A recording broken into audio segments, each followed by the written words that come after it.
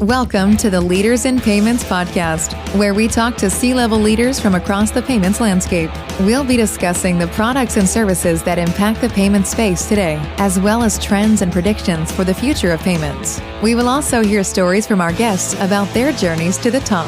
We actually get a lot of traffic from Reddit and Twitter, where these quote-unquote new era merchants and their founders are found.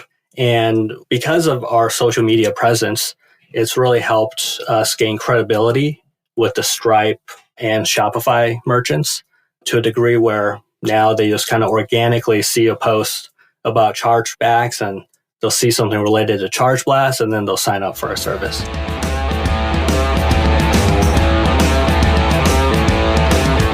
That was Chi Sao, the co-founder and CEO of Chargeblast, and he is my special guest on this episode 327 of the Leaders in Payments podcast, and I'm your host, Greg Myers. Chargeblast helps hypergrowth startups reduce chargeback rates by up to 99%. Chi and I talk about what makes Chargeblast unique in the marketplace and how they help mainly customers of Stripe and Shopify decrease disputes and accept more transactions. We've got a great episode ahead, so let's get started.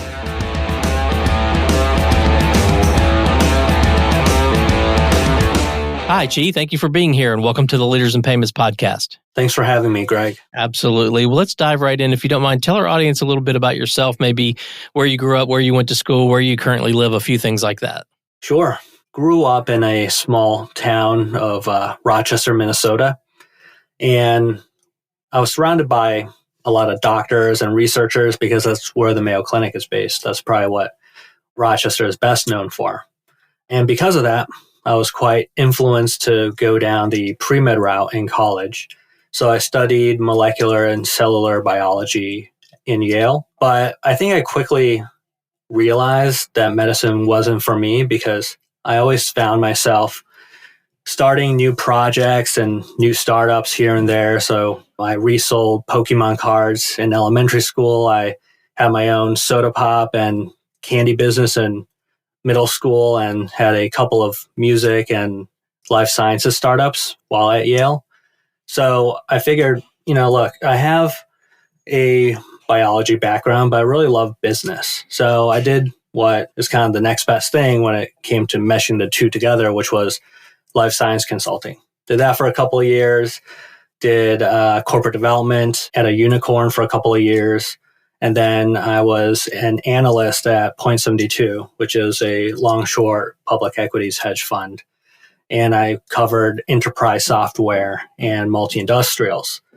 So, long story short, I haven't used my biology degree for many years now, but find it still very helpful in learning new spaces and meeting new people in terms of structuring my thinking process.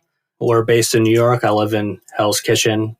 Been there for about 3 years or so and quite love it. Okay. Well, obviously you started a company called Chargeblast. So tell our audience what Chargeblast does. Yeah, absolutely. So Chargeblast helps merchants maintain their chargeback rates near 0%.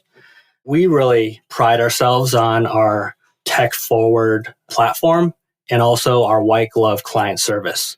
So if you look up our Trustpilot, it's a 4.6 out of 5 stars.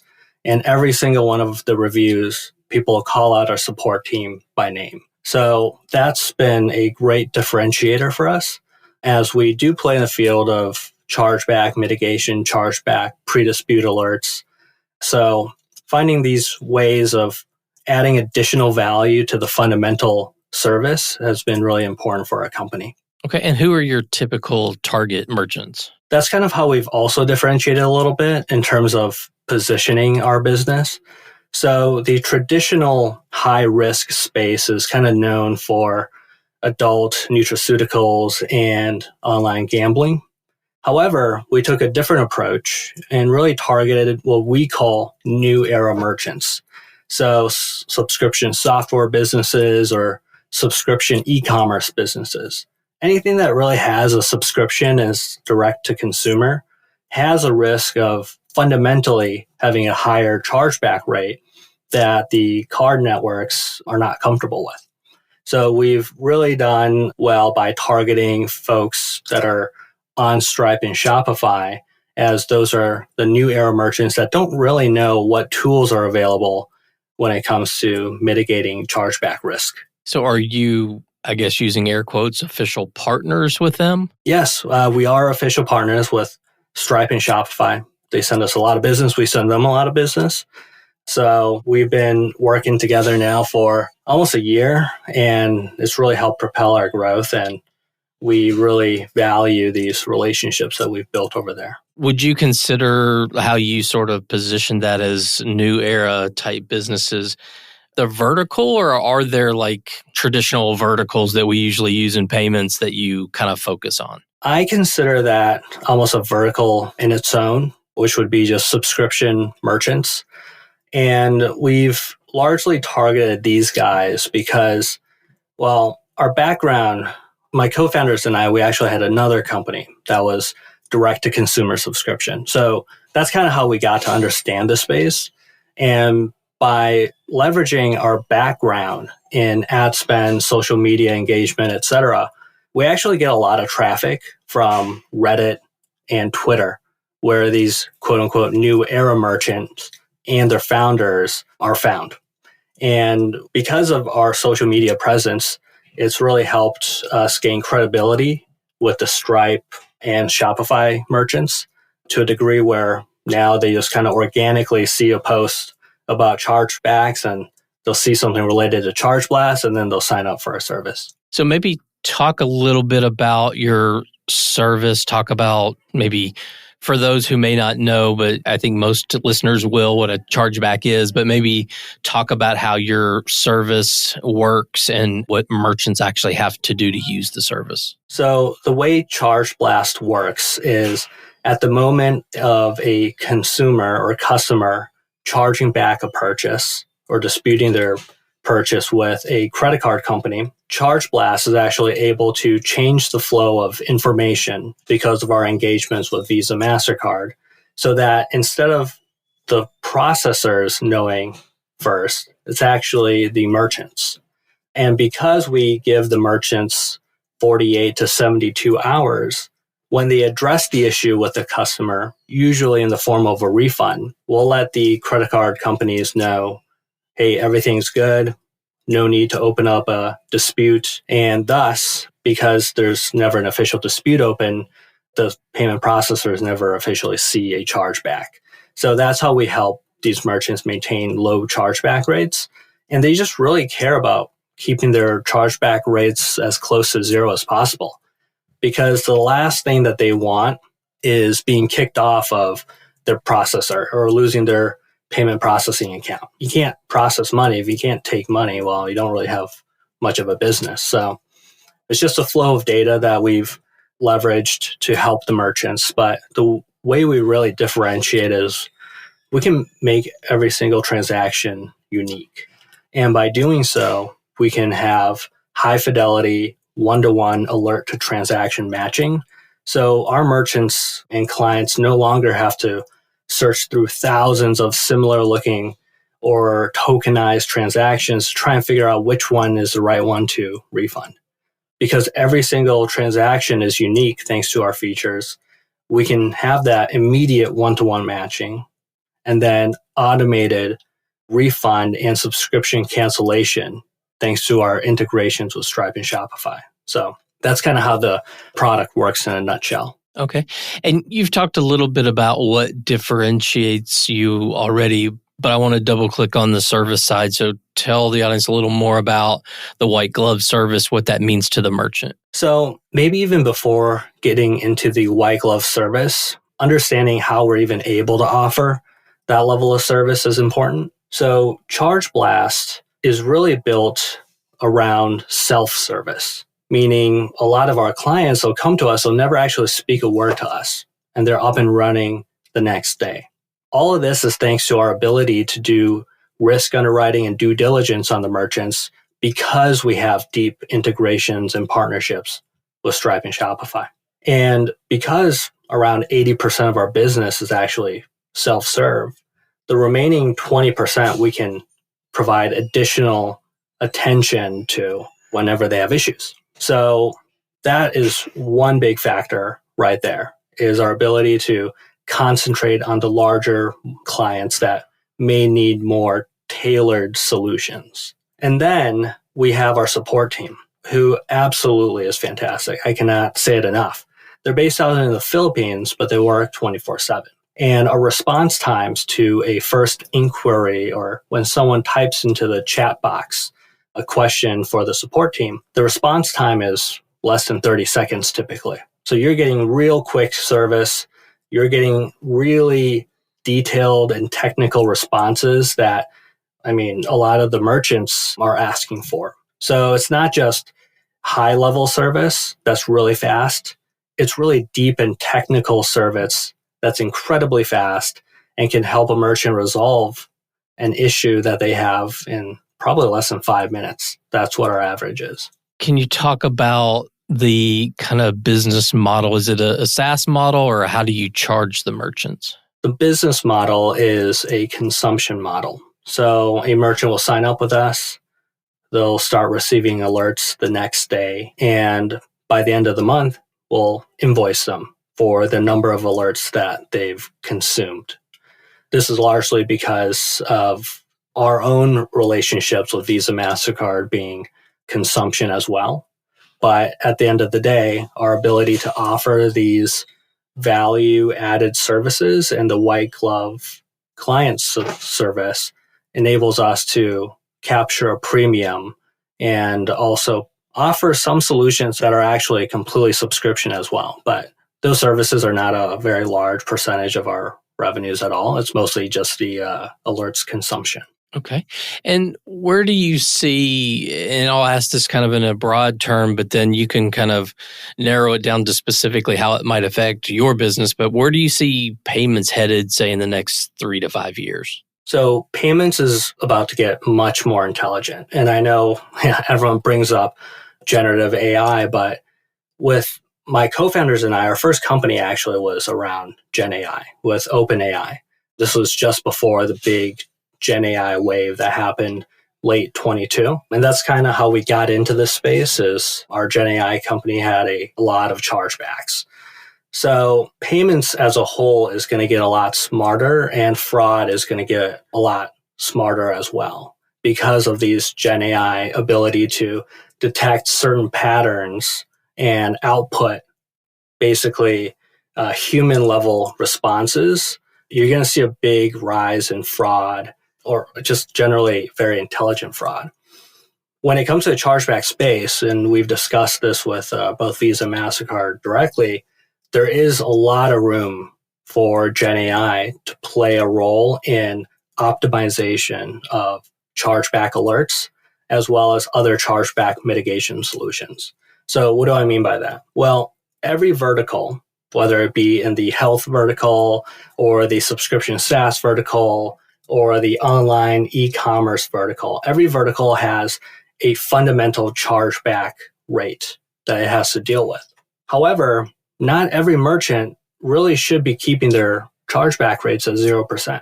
If you're keeping your chargeback rates at 0%, well, you're well below any of the risk thresholds that Visa, MasterCard have put in place, and you're refunding a lot of transactions. So we've been working with some of our clients on solutions in the Gen AI space that allow us to better tailor to their needs based on their vertical and also based on their risk appetite for where they want to keep their chargeback rates at.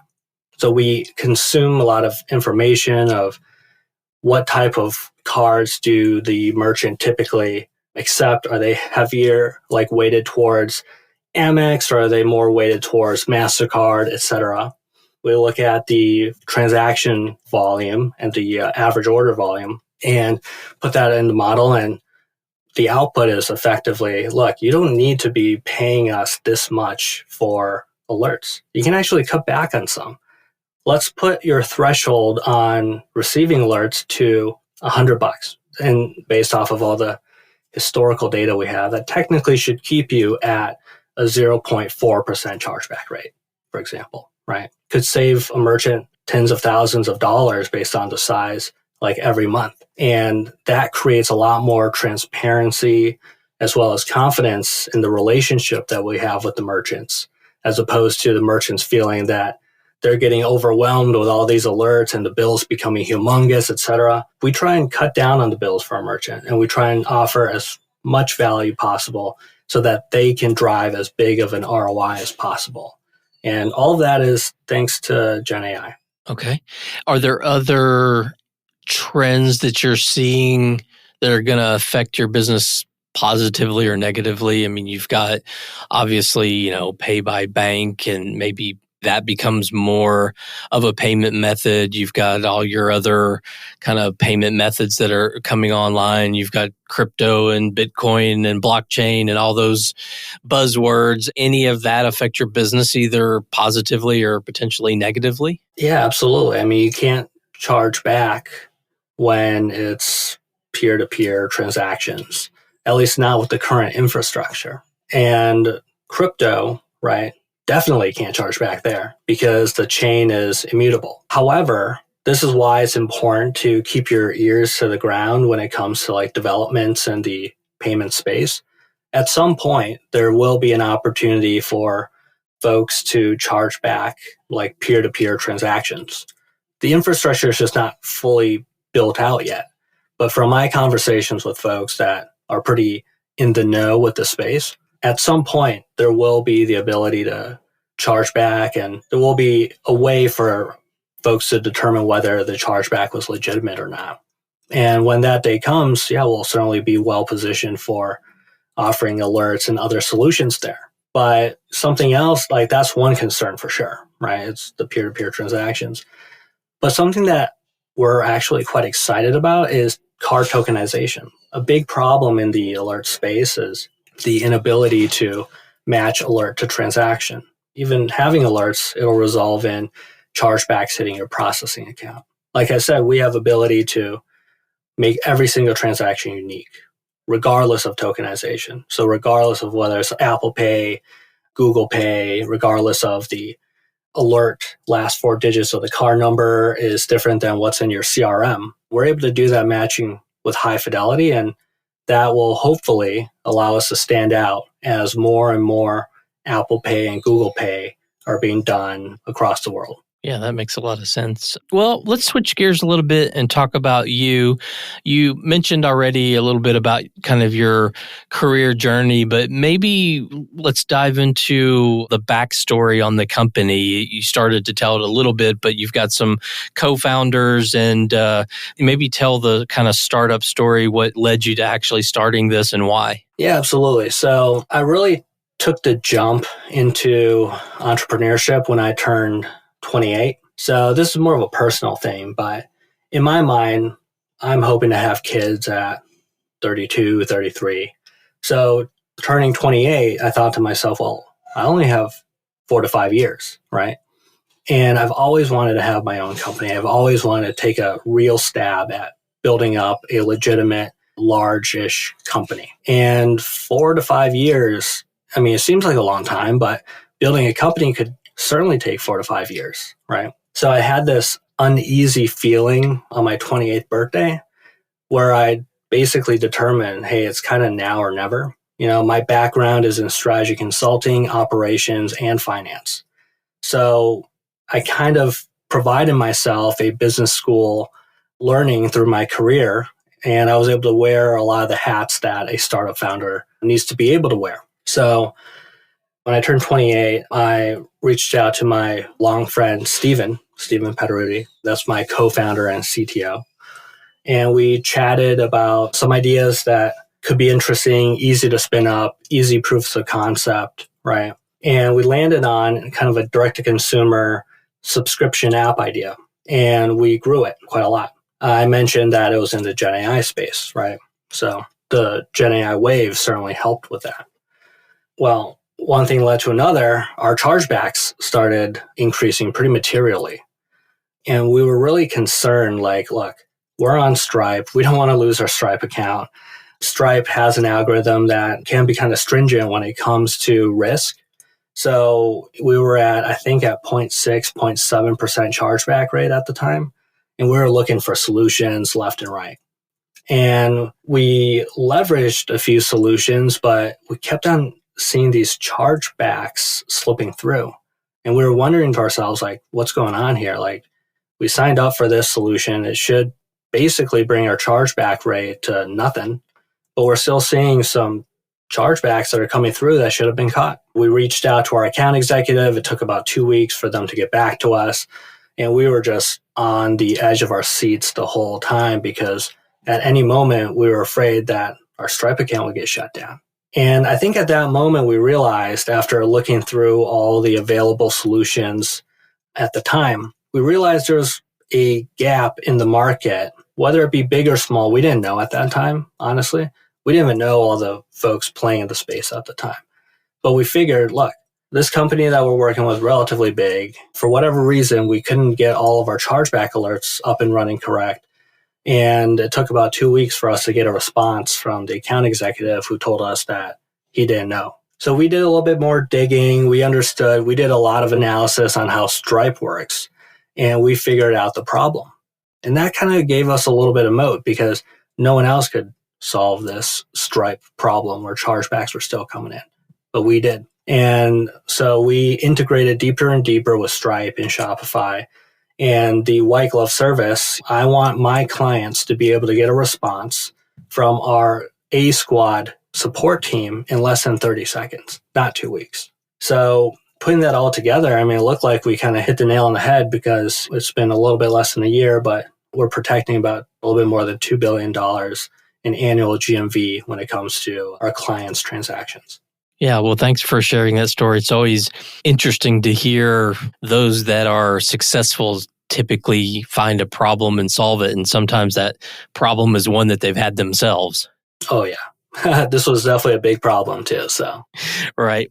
Well, what are some things you're passionate about? So maybe one work-related passion and one personal passion. I'll start on the personal passion first. I love working out and hitting the sauna every day. So no matter if I work 12 hours, 14 hours, 8 hours, doesn't matter. I find myself in the gym, kind of giving myself space from work. And I find myself, after doing some weightlifting, in the sauna to really zone out for 15 minutes, no music, no text, no nothing, just 180-degree heat and my body sweating out all the stress. So that is most certainly one of the things I love nowadays. And when it comes to work, the thing I love about building a business is mentorship. I mean, we have a team of around 20 people, many of them offshore, but we treat everyone like their family, give them a lot of responsibility and a lot of ability to reach farther than they thought they could. And with that, it makes me feel great that I'm affecting someone's life in a positive manner, because at the end of the day, your team is really just an extension of you. And it's a result of the investment that you put and time investment that you put into the team. So that is most certainly one of the things I love most about building a company is seeing everyone grow around me. Okay. Well, one final question, and it's somewhat related to that mentorship and seeing people grow around you. What would your advice be to someone who's looking at starting, whether it's starting out right out of school and maybe they're looking at the payments industry or the fintech industry and saying, hey, I want to build my career in that industry. What advice would you give them to be successful in payments or fintech? Honestly, I could use that advice, right? I don't have any background in payments or fintech until last July. But I'd say what really helped out and what enabled us to get traction is chatting with people who have 10, 15, 20 years of experience in fintech. The thing that surprises me the most, or I'm most in awe about, is the fact that there are so many folks that have been in fintech basically their whole careers. I've never seen an industry where people have just been in that industry for 10, 15, 20 years. And I think that's really awesome. And I think it really speaks to how exciting the space is and how much opportunity the space has for people who do dive into the payments and fintech space. But yeah, honestly, just building relationships and asking for advice from people who have tens of years of experience, because at the end of the day, everything is pretty connected when it comes to fintech. And the world is quite small, I've come to know, and in the payment space. So it's good to treat each other well, get to know each other, and don't be shy about asking for help. Well, I think that's great advice. Well, Chi, we're going to wrap up the show now, and I just want to thank you for your time. I know it's very valuable. I know a startup CEO can be incredibly busy, so I really appreciate your time, and thank you so much for being here today. And to all you listeners out there, I thank you for your time as well. And until the next story. Thank you for joining us this week on the Leaders in Payments podcast. Make sure you visit our website at leadersinpayments.com, where you can subscribe to the show and where you'll find our show notes. If you enjoyed listening, please share on your social channels as well.